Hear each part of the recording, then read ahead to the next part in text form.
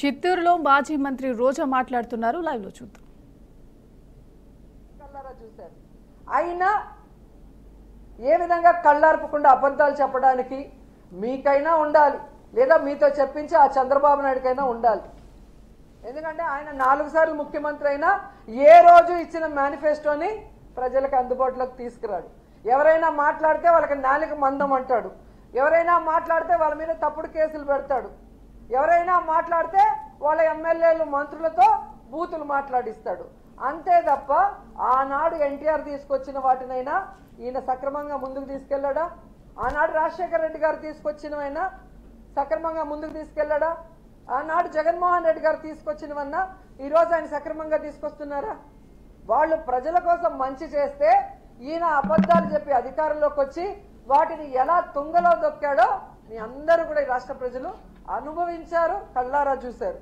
So వాళ్ళు తెలుసుకోవాల్సింది, ఈరోజు విజన్ ఉంది, విస్తరాకులో కట్టుందని చెప్పుకునే ఈ చంద్రబాబు నాయుడు కనీసం 4 సార్లు ముఖ్యమంత్రి అయి కూడా ఒక్క మెడికల్ కాలేజీని కూడా కట్టలేకుండా జగన్మోహన్ రెడ్డి గారు కట్టి ఓపెన్ చేశారు. ఆల్మోస్ట్ 6, ఒకటి పూర్తయింది పులివెందల్లో, దాన్ని ఓపెన్ చేయొచ్చు. ఇంకా 10-15 నెలల్లో వాటికి కావాల్సిన ఫైనాన్స్ సపోర్ట్ చేసుంటే ఇప్పటికీ క్లాసులు ప్రారంభమై ఉంటాయి. కానీ ఎంత సిగ్గుచేట అంటే మంత్రులు మాట్లాడుతున్నారు. అసలు ఈ మంత్రులకి మెడికల్ కాలేజీలు ఎట్లా పర్మిషన్లు తెచ్చుకుంటారు, ఎలా స్టార్ట్ అవుతాయి, వాటి ప్రొసీజర్ ఏంటి అనేది వీళ్ళకి తెలుసా అని నేను అడుగుతున్నాను. ఎందుకంటే ఒక మెడికల్ కాలేజీ రావాలి అంటే ముందు ఆసుపత్రి నడపాలి, తర్వాత ఎన్ఎంసి వాళ్ళు వచ్చి దాన్ని పరిశీలించి ఓకే అనుకుంటే పర్మిషన్ ఇస్తారు. పర్మిషన్ వచ్చిన మొదటి ఏడాది అడ్మిషన్లు మొదలవుతాయి. ఆ మొదటి ఏడాదికి అవసరమైన మౌలిక వసతులు రెడీ చేస్తారు.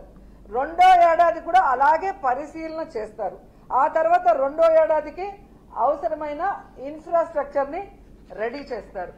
3, 4, 5 సంవత్సరాల వరకు కూడా ప్రతి ఏటా ఇలా పరిశీలన చేసే అన్ని రకాల సదుపాయాలు ఫ్యాకల్టీలు ఉన్నారా అని పరిశీలన ఉంటుంది. అంటే ఒక మెడికల్ కాలేజ్ పూర్తి స్థాయిలో నడవాలి అంటే దాదాపుగా 7 నుంచి 8 సంవత్సరాలు పడుతుంది. ఎందుకు ఇది చెప్తున్నానంటే మంగళగిరి ఎయిమ్స్ మెడికల్ కాలేజ్ కూడా మొదట విజయవాడలో ఉన్న సిద్ధార్థ కాలేజ్లో రెంట్కున్న బిల్డింగ్లోనే రెంట్కున్నారు. అది పూర్తి స్థాయిలో తయారు కావడానికి, పూర్తి స్థాయిలో క్లాసులు ఈరోజు నిర్వహించడానికి దాదాపుగా 9 సంవత్సరాలు పట్టింది. అంటే ఎలా మెడికల్ కాలేజ్ పర్మిషన్ వస్తాయి, వాటి మౌలిక సదుపాయాలు ఎవ్రీ ఇయర్ ఎలా మనం పెంచుకుంటూ పోవాలి, దాన్ని బట్టి ఏ విధంగా ఆ కాలేజీలు పూర్తి స్థాయి రన్నింగ్లో వస్తాయన్న ఒక కామన్ నాలెడ్జ్ కూడా, జనరల్ నాలెడ్జ్ కూడా లేని వీళ్ళందరికీ మంత్రి పదవులు ఇచ్చారు. వీళ్ళు ఎంతసేపు చంద్రబాబు నాయుడిని, లోకేష్ని మెప్పించడం కోసం, మెహర్బానీ కోసం, ఇలా మంత్రి పదవులు పదిలంగా ఉండడం కోసం సిగ్గు లేకుండా దిగజారుడిగా అబద్ధాలు, నీతిమాలిన మాటలు మాట్లాడుతున్నారు. ఇవి చూసి ప్రజలు అసహించుకుంటున్నారు. ఇలాంటి వాళ్ళక మనం ఓటేసామని. ఎందుకంటే ఈరోజు మీరు చూస్తే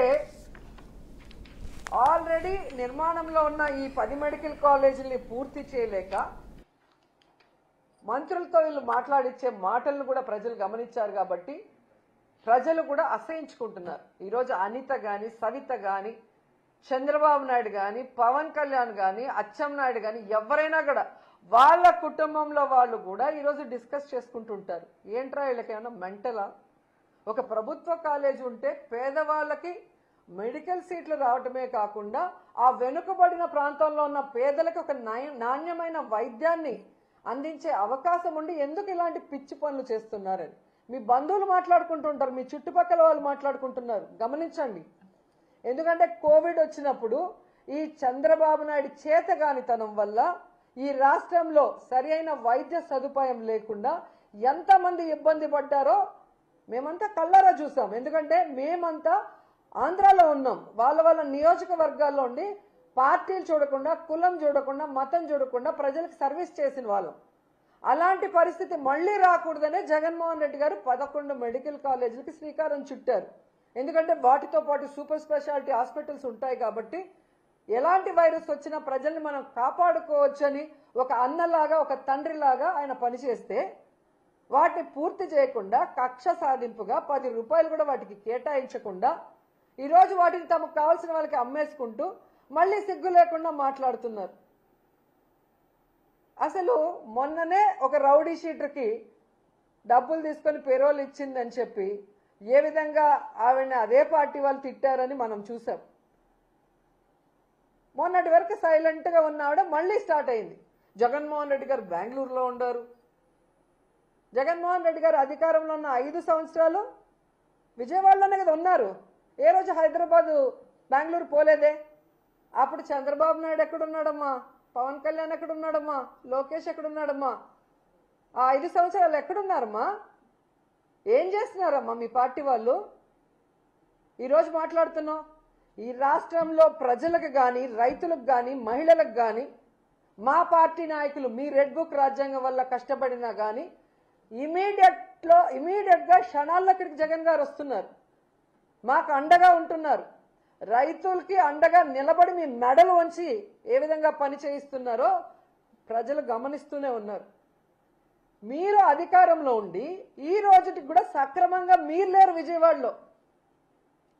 ఫ్రైడే అయితే ఎవరమ్మా హైదరాబాద్కి పోతుంది? హైదరాబాద్ పోవటానికా డిప్యూటీ సీఎం పోస్టులు, ఎడ్యుకేషన్ మినిస్టర్ పోస్టులు, రెవెన్యూ పోస్టులు, హోంమంత్రి పోస్టులు, సీఎం పోస్టులు ఇచ్చేది? ఎవరున్నారు? ఫ్రైడే అయితే పారిపోతున్నారు, ఎంజాయ్ చేస్తున్నారు వీకెండ్లలో. 5 స్టార్ హోటల్లో రూములు పెట్టుకొని ఏ విధంగా సెటిల్మెంట్ దందాలు చేస్తున్నారో మీ పచ్చ పత్రికల్లోనే వచ్చాయి. కావాలంటే ఒకసారి చదువుకోండి, మేము రాసింది కాదు, మీ పచ్చ పత్రికలు రాసాయి. తెలుగుదేశం పార్టీ మంత్రులు ఏ విధంగా హైదరాబాద్ 5 స్టార్ హోటల్లో ప్రభుత్వ ధనాన్ని దుర్వినియోగం చేస్తూ ఎంజాయ్ చేస్తూ సెటిల్మెంట్లు ఎలా చేసుకొని సంపాదించుకుంటున్నారో మీ పచ్చపత్రికలు రాసాయి. చూసి సిగ్గుపడండి. మీరందరూ పారిపోవటం వల్లే ఆ రోజు ఎంజాయ్ చేయడానికి పారిపోవటం వల్లే ఆ రోజు విజయవాడ మునిగిపోవాల్సిన పరిస్థితి వచ్చింది. సక్రమంగా ఈడ ఉండి మంత్రులు ఆఫీసర్లకు గనక ఇన్స్ట్రక్షన్స్ ఇచ్చుంటే ఎందుకు విజయవాడ మునిగిపోయి ఉంటుంది? నిజంగా మీ మంత్రులు సక్రమంగా ఉంటే ఎందుకు ఈరోజు పొగాకు రైతులు, ఈరోజు మామిడి రైతులు, ధాన్యం రైతులు, పసుపు రైతులు, మిర్చి రైతులు ఎందుకు రోడ్ల మీదకి వస్తున్నారు? ఎందుకు ఆత్మహత్యలు చేసుకుంటున్నారు? ఈరోజు యూరియా లేదని ఎందుకు రోడ్ల మీద పడిగాపులు పడుతున్నారు? ఎండనక వాననక. అడ్డదిడ్డంగా పెరిగిన అచ్చెన్నాయుడు వ్యవసాయ శాఖ మంత్రిగా ఉండి ఈ రాష్ట్రంలో రైతుల్ని నిట్ట నిలువున ముంచేసిన దౌర్భాగ్య పరిస్థితుల్లో నువ్వుండి జగన్మోహన్ రెడ్డిని అంటావా నుయ్యో గొయ్యో చూసుకోమని? ఒక వ్యవసాయ మంత్రిగా ఉండి రైతులకి ఈరోజు మద్దతు ధర ఇవ్వలేకపోయినందుకు నువ్వు తీసుకోవాలి నుయ్యో గొయ్యో, జగన్ కాదు. ఒక వ్యవసాయ శాఖ మంత్రిగా ఉండి ఈరోజు కేంద్రం ఇచ్చిన లక్షల టన్నుల యూరియాని రైతులకి అందకుండా బ్లాక్ మార్కెట్ లో అమ్ముకొని మింగేస్తుంటే దాన్ని కంట్రోల్ చేయాల్సింది పోయి నువ్వు కూడా వాటా తీసుకున్నందుకు నుయ్యో గొయ్యో చూసుకోవాలి, జగన్మోహన్ రెడ్డి గారు కాదు. నీ నియోజకవర్గంలో ఇచ్చాపురం గణపతి అనే వ్యక్తి యూరియా దొరక్క తాను సూసైడ్ చేసుకుంటూ ఒక సెల్ఫ్ వీడియో పెట్టాడు. నీ దౌర్భాగ్యమైన మంత్రి వల్ల ఎలాంటి పరిస్థితి ఆ రైతుకు వచ్చిందో చెబుతూ దానికి నుయ్యో